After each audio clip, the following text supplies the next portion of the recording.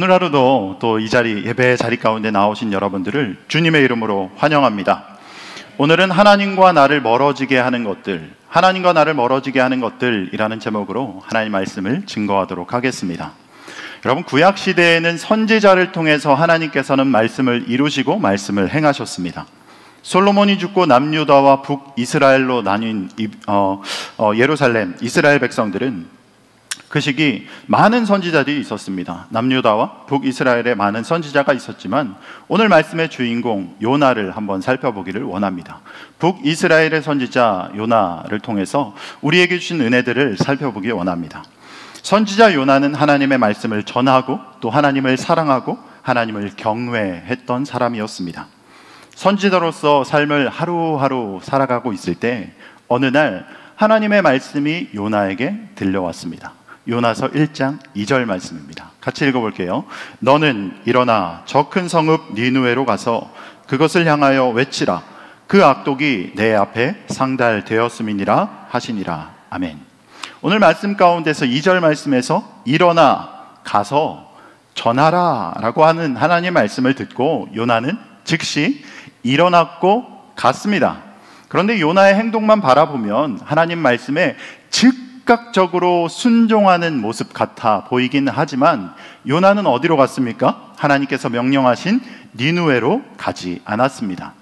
여러분, 우리는 보통 급한 일이 생기거나 아주 큰 일을 당했을 때 두뇌 회전 속도가 평상시보다 한 10배 이상은 빨라지는 것 같아요. 그래서 하나님의 말씀을 들은 요나도 두뇌 회전 속도가 빨라집니다. 니느웨로 가서 하나님의 말씀을 증거해라, 하나님의 심판을, 회개를 선포해라 라는 말씀을 듣고는 두뇌 회전을 빨리 해서 어느 곳이 니느웨에서 가장 먼 곳인지 그리고 어떻게 가야 할지까지도 계산이 금방 끝납니다. 단번에 끝난 요나는 이제 하나님께서 가라고 하신 니느웨로 가지 않고 어디로 가게 됩니까? 다시스로 가게 됩니다. 니느웨는 지도로 볼 때, 여러분들이 지도로 볼 때 오른쪽으로 가야지만 니느웨가 있지만 요나가 가고자 했던 하나님 말씀에 불순종해서 요나가 가고자 했던 다시스는 왼쪽 끝에 위치한 지역이었습니다.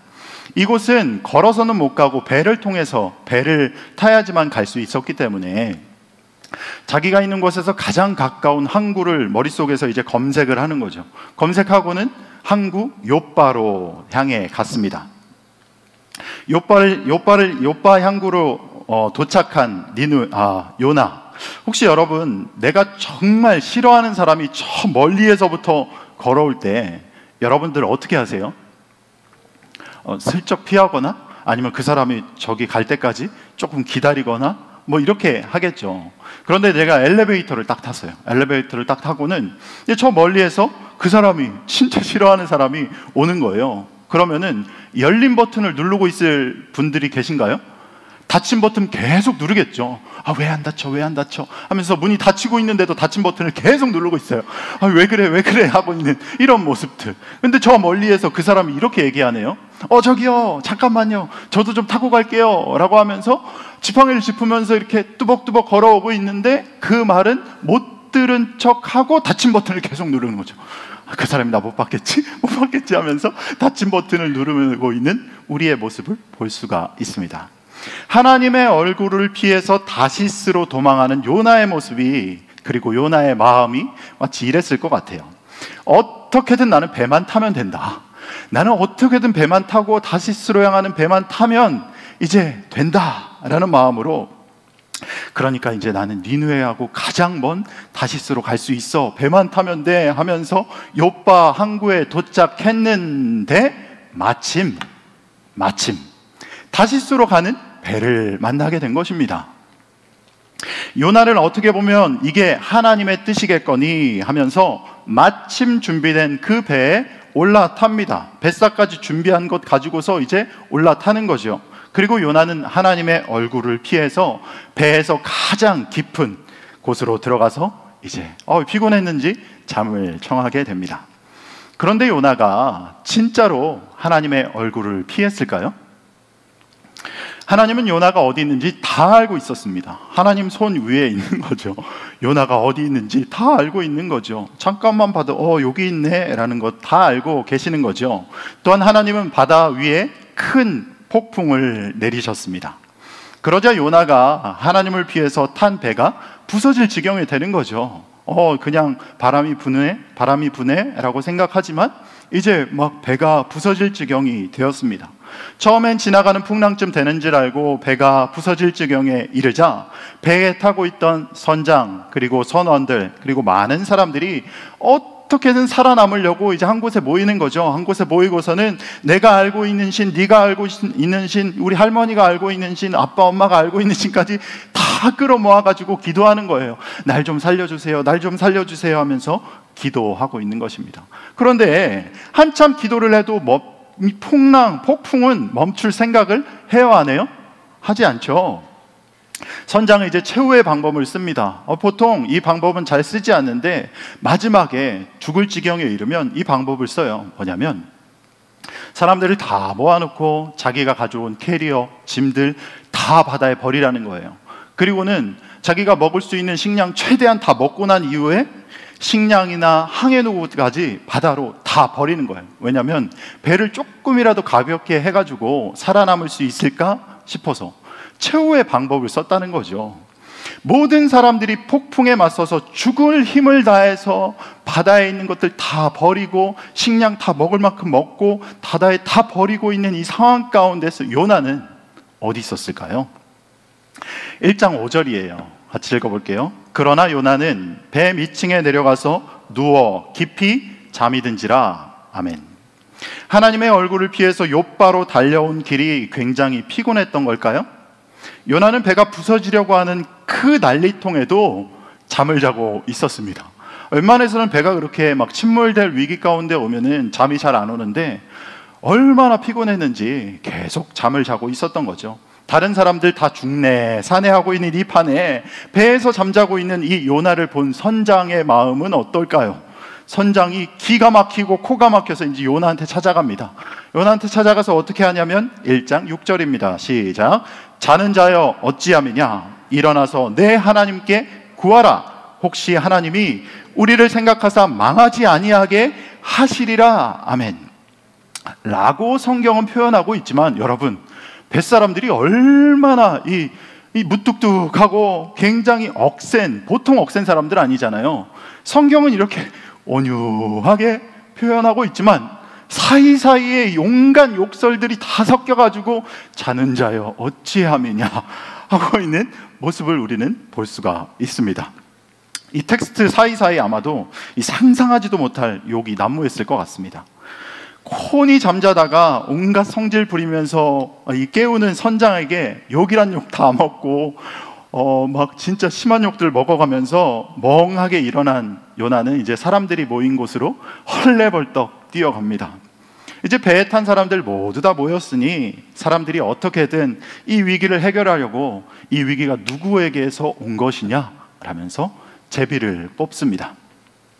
한 사람 한 사람 이제 제비를 뽑고 다 뽑고 나서 나는 아닐 거야, 나는 아닐 거야, 나는 아닐 거야 하면서 제비를 슬쩍 열어봤는데 아니 이게 요나 눈에 다른 사람들 표에 써져 있는 것과는 다른 모양이 있는 거예요.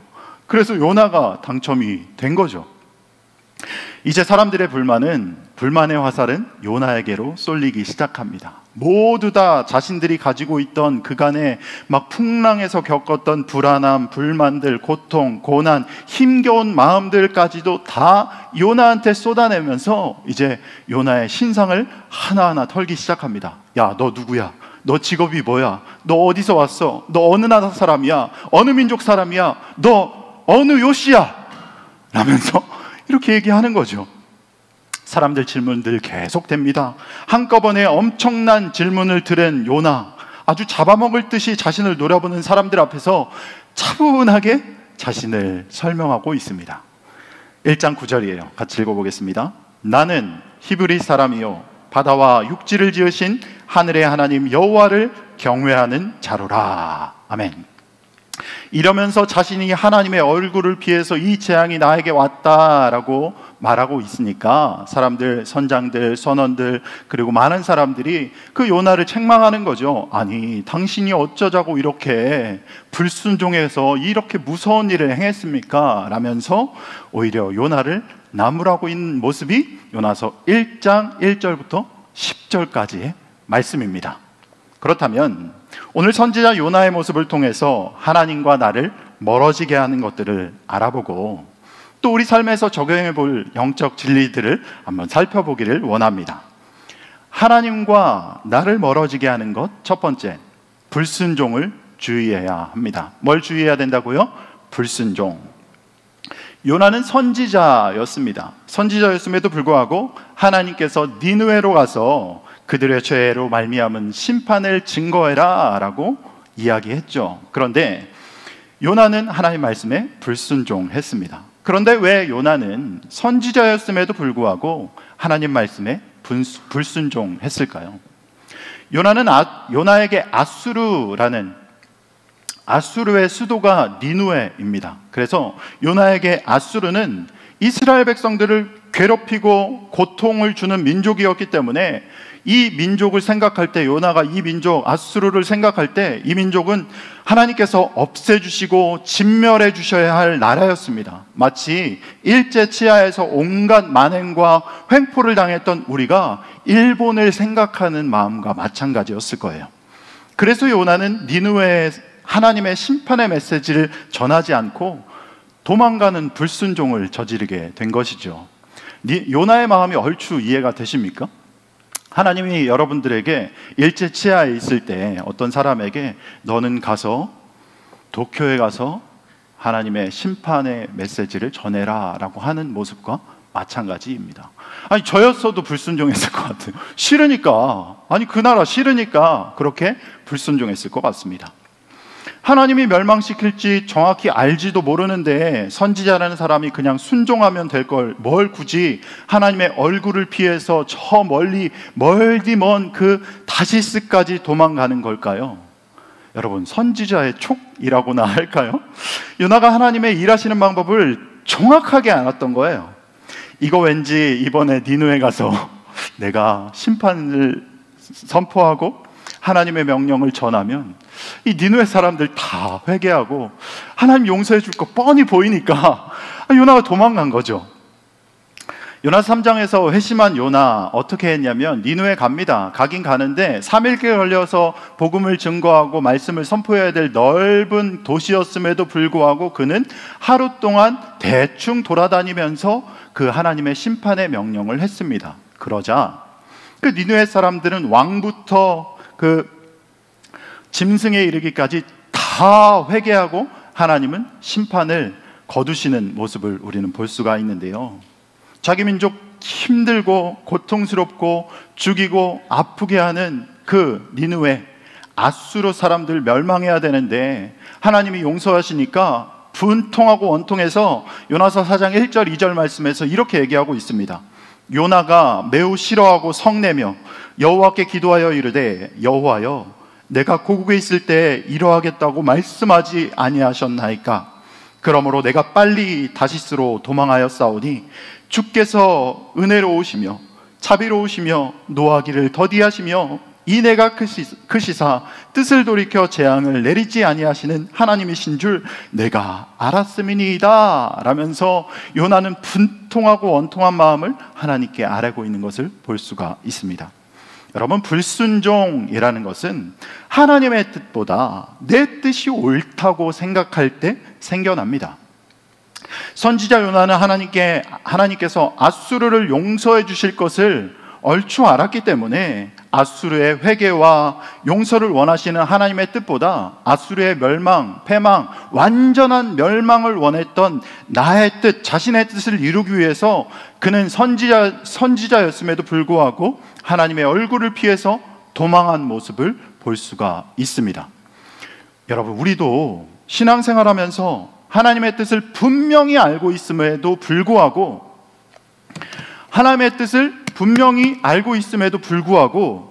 내 뜻이 옳다고 생각하면서 살아가고 있지는 않습니까?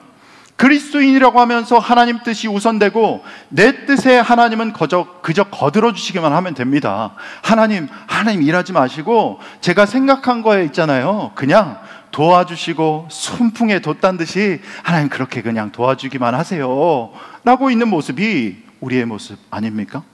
하나님 다독이면서 신앙생활하고 있는 모습이 우리의 모습 아닙니까? 그런데 신기한 게 있어요. 그리스도인들이 아무렇지도 않게 행하는 불순종의 모습은 하나님을 알지도 하나님을 믿지도 않는 사람들이 대번에 알아차린다는 거예요. 요나가 하나님 말씀 피해가지고 이제 다시스로 가는 배에 올라탔고 폭풍 가운데 있는 선장, 선원 많은 사람들이 이제 마지막에 요나가 제비뽑기에서 당첨이 됐잖아요. 이제 그 사람 때문이다라는 것이 다 드러나자 요나가 나는 하나님 경외하는 사람이야 라고 이야기하면서 내가 하나님의 얼굴을 피해서 이 폭풍이 왔어 라고 얘기했을 때 그들이 뭐라고 얘기했냐면 내가 어찌하여 그렇게 행하였느냐, 내가 어찌하여 그런 무서운 일을 행하였느냐라고 이렇게 얘기합니다. 아니, 주변에 다른 선지자가 요나에게 얘기해 준 것이 아니고 믿지 않는, 하나님을 믿지 않고 알지 못하는 불신자들이 요나에게 그렇게 내가 어찌하여 이런 무서운 일, 불순종을 행하였느냐라면서 이야기하고 있습니다. 그렇다면 우리 주변에 혹은 하나님을 믿지 않은 가족들, 회사 사람들, 친구들은 어떨까요? 그들도 하나님을 믿지는 않지만 우리가 하나님 말씀에 순종하는지 불순종하는지 아주 기똥차게 압니다. 이전에 군생활을 할 때 강화도에서 군생활을 했습니다. 해병대 군생활을 하면서 밤을 새면서 해안 경계를 해요. 밤을 꼬박 새면서 해안 경계를 하면 그 주일이 되어서 교회를 나가야 되는데 정말 힘들지만 믿음을 지키기 위해서 주일에 예배에 나갑니다. 물론 예배에 가서 뭐 졸기도 하고 심지어 막 잠을 자기도 하고 밥 먹을 때 일어나서 밥 2그릇씩 먹고 이렇게 하고 복귀를 하긴 하지만 어떻게든 믿음을 지키고 신앙을 지키기 위해서 밤을 꼬박 새고는 예배를 드리러 갔습니다. 병장쯤 되었을까요? 그 어느 날 밤을 다 새고 나서는 야, 오늘 예배 갔다 진짜 죽을지도 모르겠다. 오늘 진짜 피곤해서 오늘 하루만 잠 좀 자야 되겠다 하면서 내무실에서 이제 침낭을 둘러 이게 덮고는 잠을 자고 있었어요. 그런데 어느 날 약간 선장의 모습과 같이 중대장이 저를 찾아왔어요. 야, 교회 가야지, 지금 뭐 하는 거야? 하면서 저를 깨우는 거예요. 툭툭 치면서 저를 깨워서 정말 피곤하고 죽을 것 같은데 어쩔 수 없이 일어나서 예배를 드리러 갔던 기억이 있습니다. 또한 가정에서도 믿지 않는 가족들도 하나님께 불순종하는 모습은 아주 기가 차게 알아차리고 그걸 가지고 꼬투리 잡거나 이런저런 이유로 나는 너의 모습을 보고는 교회 가지 않을 거야 라는 모습을 보입니다. 오늘 말씀을 들으시는 여러분 모든 분들이 하나님과 나를 멀어지게 하는 불순종을 주의하시기 바랍니다. 아멘. 또한 내 뜻보다 하나님 뜻이 우선되는 삶을 살아가는 여러분들이 되시기를 주님의 이름으로 축원합니다. 여러분들이 하나님 삶에 하나님께 순종하는 삶을 통해서 여러분 주변 사람들이 여러분들을 바라봤을 때 저 사람이 믿는 하나님 진짜 최고야, 저 사람 진짜 하나님 잘 믿는 사람이야, 저 사람 믿는 하나님 나도 한번 믿어보고 싶어 라고 칭찬받는 그리스도인이 되어서 라이프 기빙, 생명을 전하는 여러분 삶으로 복음을 증거하시는 여러분들 되시기를 주님의 이름으로 축원합니다. 아멘. 하나님과 나를 멀어지게 하는 것 두 번째, 마침을 주의해야 합니다. 뭘 주의해야 된다고요? 마침. 선지자 요나는 하나님의 얼굴을 피해서 니느웨가 아니라 다시스로 갈 계획을 세웁니다. 그리고 자신이 있는 곳에서 가장 가까운 항구인 욥바 항구를 찾아갑니다. 많은 배들이 정박해 있었을 거예요. 많은 배들이 정박해 있는데 저기 다시스로 가는 배가 어디 있습니까? 다시스로 가는 배가 어디 있습니까? 라고 했을 때 마침 떠나기 직전에 이제 닻을 올리고 있는 배가 발견되었고 요나는 삭슬 준비했던 그 삭슬 내고 그 배에 올라탑니다. 다시스로 가는 그 배를 탄 요나는 이렇게 생각했을 거예요.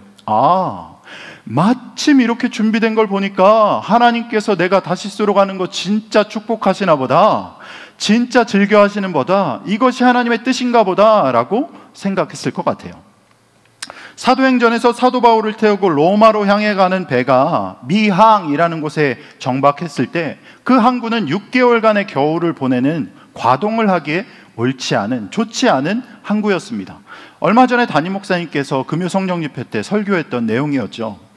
과동하기에 좋지 않았기 때문에 남쪽으로 4시간 거리에 있는 베닉스라는 좋은 항구가 있었어요. 그래서 선장이랑 많은 사람들이 그곳으로 갑시다, 우리 그곳에서 과동합시다, 6개월 동안 겨울을 보냅시다 라고 이야기를 했습니다.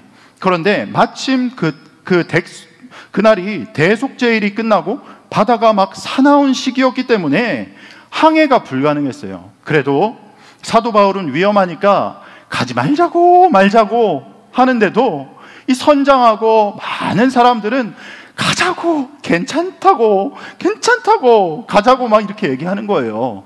그러니까 그 백부장이 누구 말에 더 솔깃해요? 사도 바울이요? 아니요, 선장 말에 더 솔깃해서 그 베닉스로 가는 배를 이제 띄웁니다. 어떻게 되었어요? 사도행전 27장 13절 말씀입니다. 같이 읽어볼게요. 남풍이 순하게 불매 그들이 뜻을 이룬 줄 알고 닻을 감아 그레데 해변을 끼고 항해하더니, 아니 이게 웬일입니까? 사도 바울이 한 말은 다 이루어져야 되고 사도 바울이 막 가지 말자고 했는데도 딱 배를 띄워서 갔을 때 폭풍이 일어나야 이게 괜찮은 시나리오 아니에요? 근데 순풍이 순하게 불매, 사도 바울이 막 이제 말했던 게 막 부끄러울 정도로 막 쑥스러워가지고 어찌할지 몰라 하고 있는데 얼마 지나지 않아서 아주 큰일이 납니다. 사도행전 27장 14절 말씀입니다. 읽어볼게요. 얼마 안 돼요. 섬 가운데로부터 유라굴로라는 광풍이 크게 일어나니, 아멘. 순풍이라고 좋아하지 말라라는 제목으로 담임 목사님 설교해 주셨죠. 순풍이라고 좋아하던 그들은 결국 폭풍을 만나서 파선하게 됩니다. 때때로 우리 삶에 마침 찾아오는 아주 찰떡 같은 유혹들이 많이 있습니다. 코로나로 인해서 비대면 예배 드릴 수밖에 없는 상황 가운데서 마침 새로운 친구를 사귀게 됐네.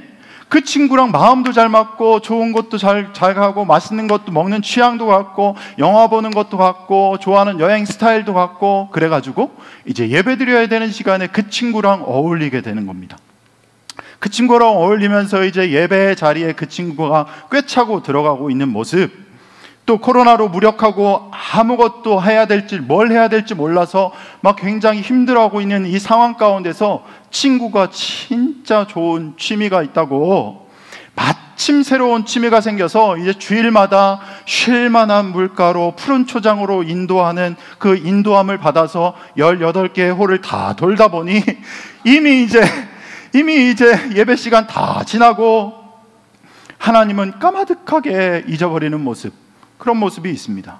코로나로 인해서 남들 잘 하던 사업들 다 힘들어지고 굉장히 사업이 어려워지고 경제가 어려워진 이 상황 가운데서 마침 내가 하는 직종은 코로나로 인해서 굉장히 흥황하게 되고 잘 되게 되고 부흥하게 되기 때문에 예배드려야 될 시간마저도 일하느라 보내는 그 시간.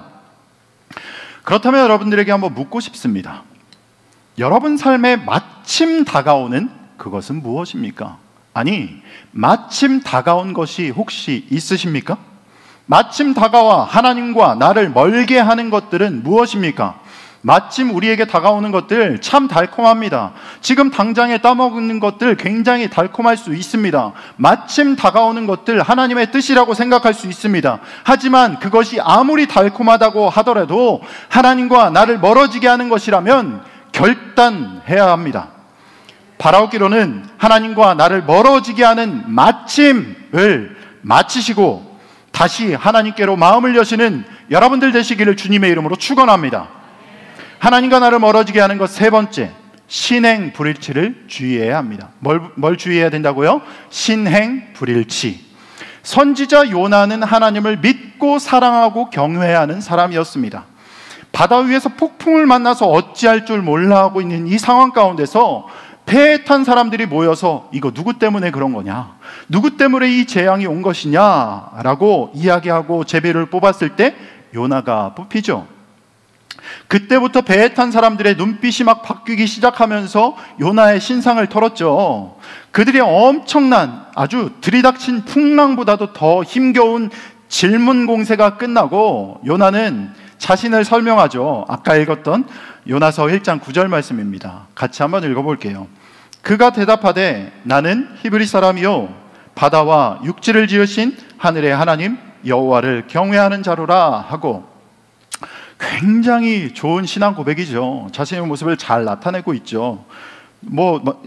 요즘 시대로 이야기하자면 그가 대답하되 나는 하나님께 축복받고 하나님께 구원받은, 하나님의 선물로 받은 참된 그리스도인이요 바다와 육지를 지으신 하나님의 하늘의 하나님을 찬양하고 경배하고 언제나 가는 걸음걸음마다 숨 쉴 때마다 하나님을 찬양하는 사람입니다 라고 이야기하는 것과 마찬가지입니다. 요나는 자신이 하나님을 경외하는 사람이라고 설명하고 있습니다. 그런데 여러분, 참 아이러니한 게 있어요. 그가 배에 올라탄 이유를 아시나요? 그가 배에 올라탄 이유, 요나서 1장 3절 말씀입니다. 읽어볼게요. 시작. 그러나 요나가 여호와의 얼굴을 피하려고 일어나 다시스로 도망하려 하여 욥바로 내려갔더라. 아멘. 하나님을 경외하는 자라고 말하는 요나가 여호와의 얼굴을 피하려고 도망가는 것은 정말 어울리지 않습니다. 진짜 어울리지 않잖아요. 하나님을 경외한다고 하면서 왜 하나님의 얼굴을 피해요? 요나는 믿음과 행동이 불일치하는 신행 불일치의 모습을 보이고 있습니다. 그런데 요나가 보여준 이 신행 불일치의 모습은 비단 요나에게만 보이는 모습이 아닙니다. 요나의 모습이 바로 우리의 모습이 아닌지 한번 생각해 보게 됩니다. 우리는 보통 페이스북, 인스타그램, 카톡 프로필, 상태 메시지, 그리고 친구들에게, 회사에서, 가족들에게, 학교에서, 주변 사람들에게 누구보다 신실한 믿음의 사랑, 주의 종 그리스도인이라고 자신을 소개합니다. 적어놓죠. 말씀 올려놓죠. 그리고 상태 메시지에 온전히 주님만을 바라보고 사랑하겠습니다 라면서 이렇게 올려놓죠. 또한 누가 너 종교 뭐야? 라고 이야기하면 단 1초도 생각하지 않고 있잖아, 나 교회 다니잖아 라고 이야기를 하는 모습을 볼 수가 있습니다. 누가 물어보면 난 자랑스러운 크리스찬이야 라고 말하는 것 정말 좋습니다. 그런데 실제 우리 삶을 돌아보면 어떨까요? 행동은 요나처럼 하나님의 얼굴을 피해서 도망다니는 자가 아닌지 생각해 보게 됩니다. 하나님이 저 멀리서 엘리베이터를 닫고 있는 저를 향해서 잠깐만 같이 가자라고 얘기할 때 문을 닫고 하는 모습이 여러분들의 모습, 저의 모습이 아닌지 생각해 봅니다. 코로나로 인해서 온라인 예배 드릴 때 처음에는 복장 다 차려입고 말씀 끝날 때마다 아멘 아멘 하면서 하나님께 예배드리고 어떻게든 현장에 나와서 예배드리려고 했지만, 이제는 현장 예배가 조금이지만 오픈되었음에도 불구하고 다른 이들에게 서로 자리를 양보하면서 굳이 온라인 예배를 고집하고 있지는 않습니까? 집사님, 권사님, 오늘 왜 예배 안 나오셨어요? 신방 전화하고 권사님 보고 싶어요, 꼭 봤으면 좋겠어요 라고 이야기하면 오늘 내가 나가면 다른 사람들 못 앉잖아 하면서 자리를 양보하고 있는 모습이 있지는 않습니까? 그리고 식당, 카페에서는 마스크 벗고 막 식사도 잘하고 대화도 잘하고 이야기도 하고 음식도 나눠 먹고 내가 먹었던 거 담갔다가 다른 사람 주고 이렇게 하면서도 교회만 올라선 치면 이제 어릴 적 겪었던 기저질환이 막 생각나고 두려움과 트라우마 때문에 교회에 나오지 못하는 분들이 우리 교회는 한 분도 없지만 주변에 있는 교회들이 굉장히 많다는 제보를 받았습니다.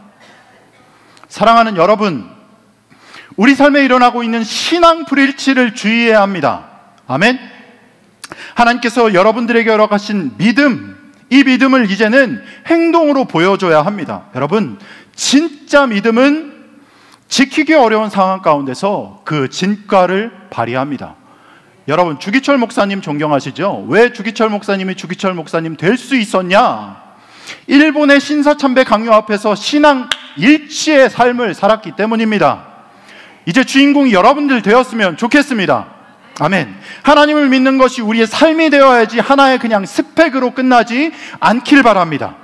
누가 물어볼 때 나만, 그리고 나에게 이익이 있을 때만, 온전히 물어볼 때만이 아니라, 물어볼 때만, 그리고 이익이 있을 때만 그리스도인들이 아니라 어떤 상황 가운데서도, 어떤 환경 가운데서도 내가 하나님을 경외하고 예배하고 예배의 자리 양보하지 않고 마음껏 하나님 사랑하고 찬양하고 기도하는 여러분들 되시기를 주님의 이름으로 축원합니다. 그리고 이제 온라인으로 예배 드리시는 여러분들도 이 자리 가운데 나와서 하나님께서 부으시는 놀라운 복과 은혜, 그리고 하나님께서 쏟아지도록 부어주시는 그 은혜를 받아 누리시는 여러분들 되시기를 주님의 이름으로 축원합니다. 아멘. 몇 주 전에 이제 담임 목사님께서 안식월을 지내시고 난 이후에 첫 번째 주일 설교가 있는 날이었어요. 주일 예배에 이제 담임 목사님 설교하신다고 많은 성도님들 오셨더라고요. 8시 예배임에도 불구하고, 일부 예배였어요. 8시 예배임에도 불구하고 7시 15분부터 본당은 이미 자리가 꽉 찼어요. 성도님들 인사할 거 다 하고 안녕하세요, 어서 오세요 하면서 인사할 거 다 하고 마음 가운데 욕심이 생기더라고요. 나도 일부 저 위에서 담임 목사님께서 하시는 말씀, 그 첫 번째 말씀을 듣고 싶다라는 마음이 들었어요. 그래서 본당에 올라와 보니 이미 자리가 없죠. 그래서 돌아서 교역자실을 통해서 조문으로 빼꼼히 찬양대석을 바라봤습니다. 앉아야지 하는 마음으로 바라봤는데 자리가 없어요. 천국은 침노하는 자의 것이지 라면서 또 돌아가지고 본당 2층으로 올라갔습니다. 2층으로 올라갔는데 자리가 있겠어요? 없죠.